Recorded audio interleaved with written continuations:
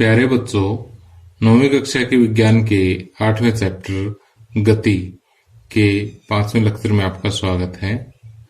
आज के इस लेक्चर का मुख्य टॉपिक है गति का ग्राफी निरूपण। इस टॉपिक के अंतर्गत हम किसी गतिमान वस्तु के लिए दो प्रकार के ग्राफ ड्रा करेंगे। पहले प्रकार के जो ग्राफ है वो है दूरी समय ग्राफ और दूसरी प्रकार के जो ग्राफ है वो है वेग समय ग्राफ। अब देखिए कि दूरी समय ग्राफ जो है हम तीन स्थितियों में ड्रा कर सकते हैं। सबसे पहली स्थिति है कि जब वस्तु विराम अवस्था में हो, जो वस्तु एक जगह पर खड़ी हो, और दूसरा जो है जो वस्तु एक समान चाल से चल रही हो। एक समान चाल से चलने का मतलब है कि बराबर समय में बराबर दूरी तय अगर वस्तु कर रही है तब। और तीसरा है जब वस्तु एक समान त्वरण में हो, यानी समान समय अंतराल में वस्तु का वेग जो है वो समान रूप से बदल रहा हो। ठीक, तो इन तीन स्थितियों में जो है हम दूरी समय ग्राफ ड्रा करेंगे और फिर उसके बाद जो है इन दो स्थितियों के लिए हम वेग समय ग्राफ भी ड्रा करेंगे। तो कुल मिलाकर के 5 ग्राफ जो है आज के इस लेक्चर में हम स्टडी करेंगे। तो आइए सबसे पहले हम देखते हैं दूरी समय ग्राफ जब वस्तु विराम अवस्था में हो। विराम अवस्था के बारे में मैंने आपको बताया था कि यदि कोई वस्तु जो है अपने सराउंडिंग के रिस्पेक्ट में, अपने चारों तरफ की किसी वस्तु के रिस्पेक्ट में अपनी स्थिति नहीं बदलती तो वो वस्तु क्या कहलाती है? विराम अवस्था में कहलाती है। हम एक उदाहरण लेते हैं कि मान लेते हैं हमारे पास यहाँ पर एक बिजली का खंभा है और यहाँ पर एक पेड़ है। ठीक, इस पेड़ से हम इस खंभे की पोजीशन को देखते हैं तो मान लेते हैं कि ये इसकी जो दूरी है इस बिंदु से कितनी है? 10 मीटर है।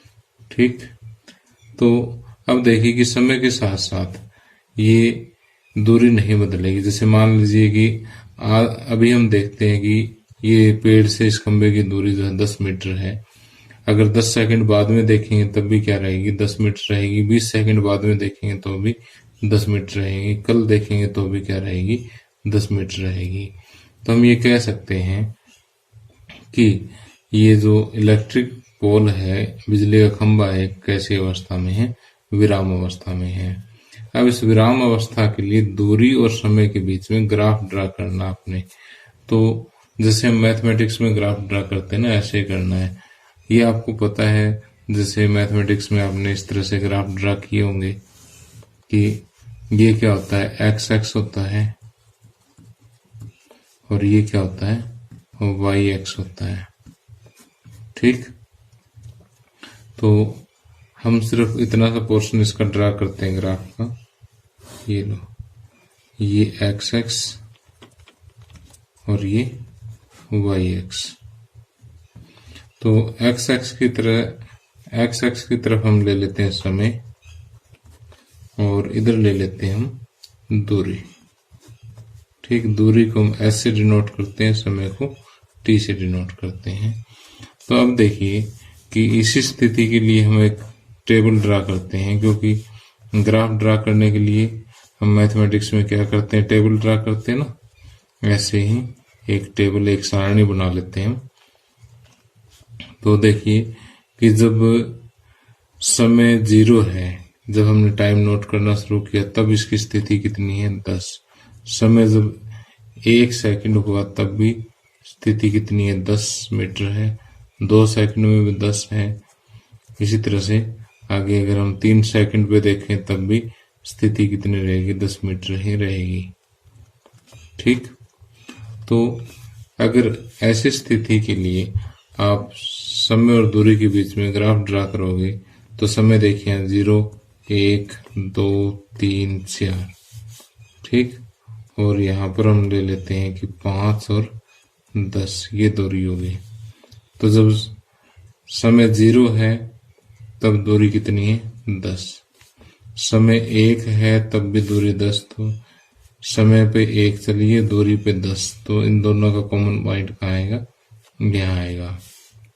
फिर 2 और 10, समय 2 और दूरी 10, इन दोनों की कॉमन पॉइंट कहाँ आएगा? यहाँ आएगा।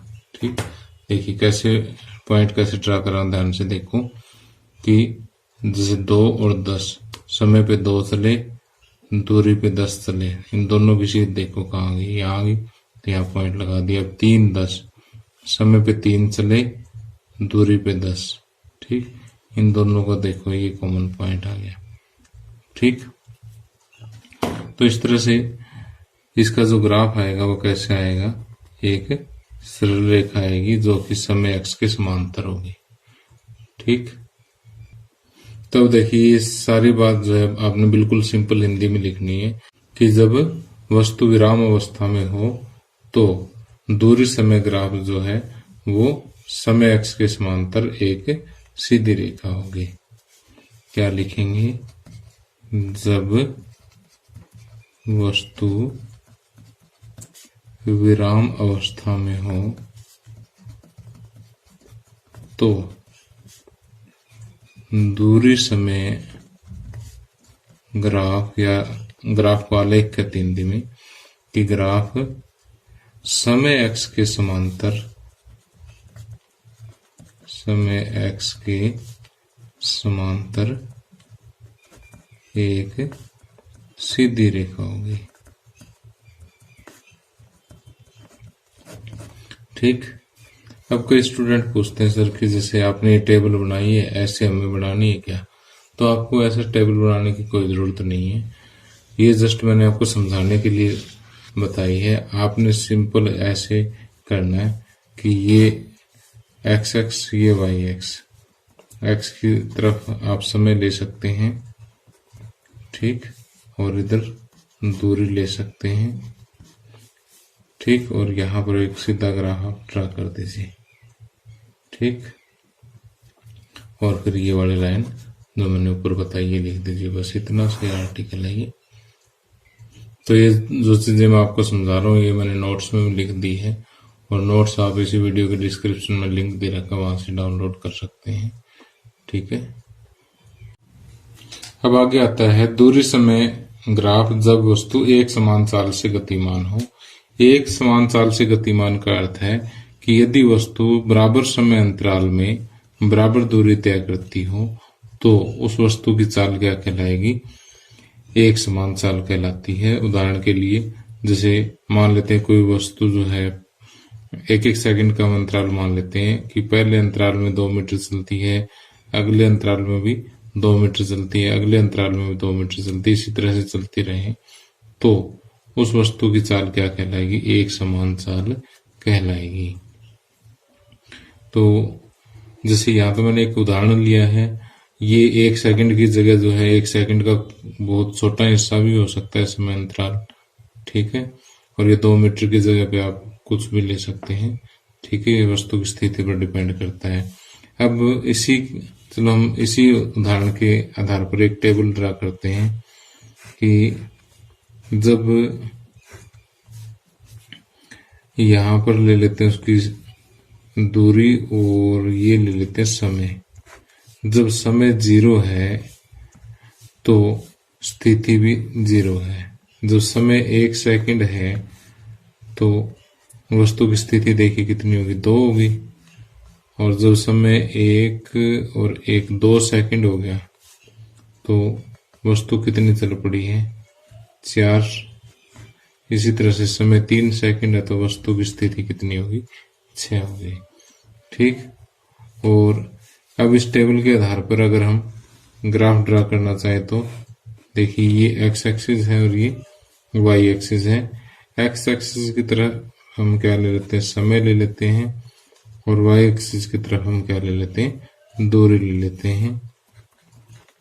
ठीक, तो यहाँ पर 0 1 2 3 4 ये हमने समय दिखा दिया, और इधर 2 4 6 8 ये हमने दूरी दिखा दी। 0 पे 0 है तो पहला पॉइंट तो यही आ जाएगा। अगला पॉइंट देखिए, समय 1 है, दूरी 2, समय 1 और दूरी 2 इन दोनों की स्थिति यहाँ आ जाएगी। समय 2 और दूरी 4 इन दोनों का जो कॉमन पॉइंट है वो ये आएगा, इनका निर्देशांक बिंदु। और इसी तरह से 3 6 निर्देशांक बिंदु जो है वो कहाँ आएगा, यहाँ आएगा। ठीक, तो इन सभी को ज्वाइन करोगे तो आपको क्या मिलेगा, एक सीधी रेखा मिलेगी जो समय एक्स पर झुकी हुई होगी। ठीक, तो यहां पर हम ये कह सकते हैं कि जब वस्तु एक समान चाल से गतिमान हो, जब वस्तु एक समान चाल से गतिमान हो तो दूरी समय ग्राफ समय अक्ष पर झुकी हुई एक सीधी रेखा होगी। समय अक्ष पर झुकी हुई एक सीधी रेखा होगी। ठीक, अब मैं आपको एक बहुत इंपॉर्टेंट बात और बता रहा हूं कि यदि आप एक समान चाल की बजाय एक समान वेग लेते हैं, क्या लेते हैं, एक समान वेग, ठीक, तो उस स्थिति में दूरी समय के बजाय जो हम यहाँ पर विस्थापन समय कहेंगे, विस्थापन समय ग्राफ। ठीक, तो अब बाकी सारा कुछ सेम रहेगा, दूरी की जगह क्या लिख देंगे, विस्थापन लिख देंगे। अब देखिए कि यहाँ पर बुक में इस चीज को ज्यादा डिफ्रेंशिएट नहीं किया, क्योंकि जो यहाँ पर हम वस्तु की गति लेते हैं ना, वो एक सीधी रेखा में गति लेते हैं। अब वस्तु की जब गति एक सीधी रेखा में एक ही दिशा में हो तो वेग और चाल दोनों का जो मैग्नीट्यूड है वो क्या रहता है, समान रहता है। दोनों का जो मैग्नीट्यूड को कहते हैं उसका परिमाण, उनका परिमाण जो है क्या रहता है, समान रहता है। इसलिए यहाँ पर हम ज्यादा डिफरेंस नहीं करते। लेकिन अब आपने टेक्निकली ये चीज ध्यान रखनी है कि जब हम एक समान वेग के लिए करते हैं तो इसका विस्थापन समय ग्राफ लिखते हैं, दूरी की जगह बस विस्थापन लिखना, बाकी सब कुछ सेम रहेगा। ठीक, और यहाँ पर हम कहेंगे कि जब वस्तु एक समान वेग से गतिमान हो तो विस्थापन समय ग्राफ एक्स एक्स पर झुकी हुई एक सीधी रेखा होगी। ठीक, और अगर मान लीजिए एग्जाम में ये आ जाता है कि एक समान वेग के लिए दूरी समय ग्राफ ड्रा कीजिए, तो भी आपने यही ड्रा करना है, क्योंकि 9th क्लास लेवल पे कोई ज्यादा डिफरेंस यहाँ पर नहीं है, क्योंकि हम यहाँ पर मोशन अलोंग स्ट्रेट लाइन, एक सीधी रेखा में गति का ही अध्ययन कर रहे हैं। और जब वस्तु सीधी रेखा में होते हैं ना, तो वही जैसे मान लीजिए ए से बी तक चली तो इसके लिए वही दूरी और वही विस्थापन है। ठीक है, इसलिए यहाँ पर ज्यादा डिफरेंस हम नहीं करते। अब आगे देखते हैं कि ये जो दूरी समय ग्राफ हमने ड्रा किया है एक समान चाल के लिए, इसका फायदा क्या है। अब देखिए एक समान चाल के लिए मैं दूरी समय ग्राफ एक बार फिर से ड्रा कर लेता हूं कि इस साइड हमने क्या लिया है, समय, और इधर लिया हमने दूरी। ठीक, तो इसका ग्राफ जो है एक सीधी रेखा आता है, आपको पता ही है, जो कि समय एक्स पर झुकी हुई होती है। अब देखिए मान लेते हैं कोई समय t1 है, t1 पर वस्तु की जो दूरी है मूल बिंदु से हम कितने लेते हैं, मान लेते हैं s1 ले लेते हैं। और जो समय t2 हो जाता है, t2 पर अगर आपको स्थिति देखनी है तो इस तरह से एक स्ट्रेट लाइन खींच ले और उसी के कोरस्पॉन्डिंग जो है यहाँ पर दूरी एक्स पर देखें। ठीक है, ये जो देगा ये समय t2 पर वस्तु की दूरी दिखाएगा। ठीक, तो t1 समय पर दूरी कितनी है, s1 है, और t2 पर दूरी कितनी है, s2 है। ठीक, तो कुल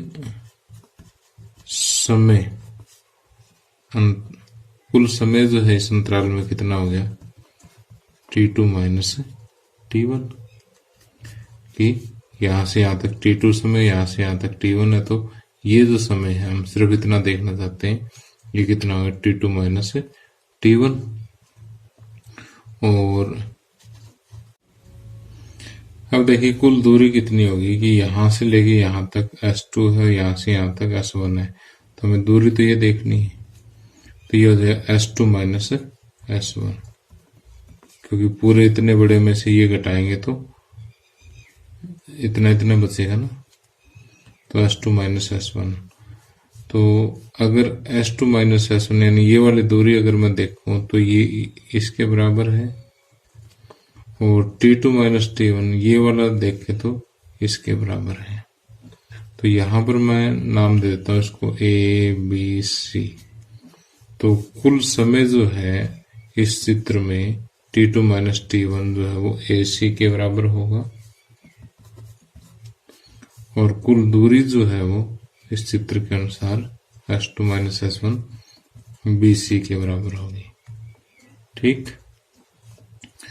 तो अब देखिए कि जो वस्तु की चाल है वो किसके बराबर होते हैं, दूरी बटे समय के बराबर। दूरी कितनी S2 माइनस S1 और समय कितना T2 माइनस T1। अब S2 माइनस S1 किसके बराबर है, BC के बराबर, और T2 माइनस T1 किसके बराबर है, AC के बराबर। तब देखिए यहां पर एक समकोण त्रिभुज बनी है। ठीक, समकोण त्रिभुज का ये लंब है और ये आधार है। तो इस तरह से लंब बटे आधार होता है ना, तो लंब को जब आधार से हम भाग करते हैं कि समकोण त्रिभुज के, तो इसके कर्ण का झुकाव आ जाता है। तो ये जो है AB का झुकाव, झुकाव को हम कहते हैं शुद्ध हिंदी में प्रवणता या प्रवणता। ठीक, तो किसी वस्तु की जो चाल है वो दूरी समय ग्राफ के झुकाव के बराबर होती है। ठीक, तो या दूरी समय ग्राफ का उपयोग हम ये कह सकते हैं कि दूरी समय ग्राफ का जो झुकाव है या उसकी प्रवणता जो है हमें क्या बताती है, उस वस्तु की चाल बता देती है। और प्रवणता कैसे ज्ञात करते हैं कि जैसे मान लीजिए यहाँ पर क्या बन गई, एक समकोण त्रिभुज बन गई, लंब बटे आधार जो क्या देता है, कर्ण की प्रवणता देता है, कर्ण का झुकाव देता है। तो कर्ण क्या है, यहाँ ग्राफ है। ठीक, तो इसको हम ट्रिग्नोमेट्री की भाषा में भी बता सकते हैं कि अगर ये कोण थीटा है तो परपेंडिकुलर बाय बेस लंब बटे आधार टेंजेंट थीटा के बराबर होती है। लेकिन क्योंकि ट्रिग्नोमेट्री अभी आपके 9th क्लास के सिलेबस में आई नहीं है, इसलिए मैंने इसको सिंपल भाषा में बताया है कि समकोण त्रिभुज के लंब को आधार से भाग देते हैं तो कर्ण का झुकाव आ जाता है। ठीक है, अब आगे आता है दूरी समय ग्राफ, जब वस्तु एक समान त्वरण से चल रही हो।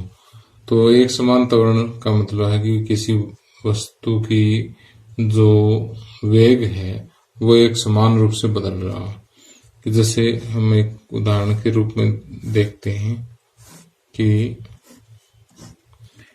जैसे ये समय हो गया, ये वेग हो गया। जो समय 0 है तो वेग मान लेते हैं 0 है, समय 1 सेकंड है तो वेग मान लेते हैं कि 2 मीटर पर सेकंड है। ठीक, ये मीटर पर सेकंड में ले लेते हैं हम। जब 2 है तो इसका वेग 2 और बढ़ गया, 4 मीटर पर सेकंड हो गया। फिर समय 3 हुआ तो 6 मीटर पर सेकंड, समय 4 हुआ तो 8 मीटर पर सेकंड। इस तरह से जो है लगातार एक समान रूप से बढ़ता जा रहा है। ठीक, तो ऐसी स्थिति में हमें ग्राफ किसका ड्रा करना है, दूरी और समय का। तो यहाँ पर हम दूरी लेते हैं, समय लेते हैं। जब समय 0 है तो दूरी भी 0 है। जब समय 1 है तो वस्तु की स्पीड 2 यानी अगले 1 सेकंड में 2 मीटर चल पड़ी है ये।